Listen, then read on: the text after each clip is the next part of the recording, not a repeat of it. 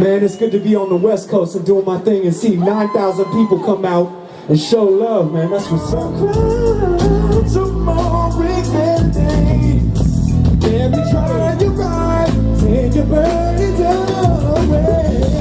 I listened to what you said about the 90s R&B versus now. It was a gentleman versus the player now. Yeah. What does it take to be a gentleman, in the words of Jon B? I think you just got to be real with yourself. You know, your emotions are really who you are.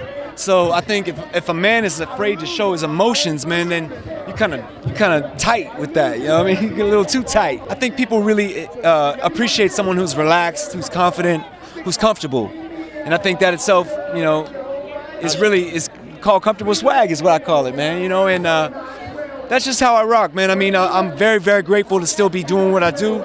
Have all these people show up to a show that I'm doing.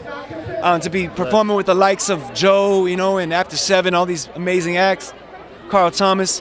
I mean, you know, it's these are the people I grew up loving and being influenced by, and now I'm out here rocking shows with them. So, you know, things come full circle, man. And let me just say to all the people, you know, who've been supporting for 20 years plus, thank you so much. And without y'all, you know, the dream wouldn't be come true. You know what I'm saying? So, thank you for making my dreams come true. Real talk, man. I got one more question for you, though.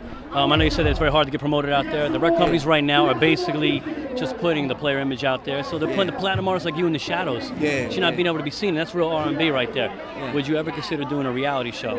And if you did, what would you do to bring the music back in that? Because people buy into the hype over talent. You know, I've been offered many opportunities to do reality shows. Probably about 3 or 4 different times I can count right now.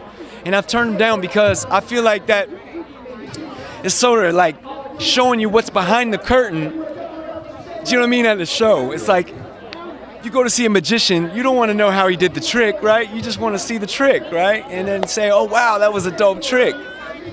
I feel like reality show kind of like it shows all of those embarrassing moments and things that we don't really want to see. I think it's a big setup. And I think it's really a career killer, actually, in my opinion. If you go and do a reality show, man, the boat is sinking, man, you know what I mean? And my boat is floating, you know? My boat is way afloat, man, you know what I mean? And what's coming up with Jon B right now? And I mean, I'm looking at tours, you know what I mean? I'm looking at more records, more collaborations. The great thing about doing a tour like this with all my favorite artists is it gets me to close proximity to them. I can rub shoulders with them, say, hey man, let's do some shit, man, in the studio, excuse my language, let's do some music in the studio. And, you know, no, try to keep it clean.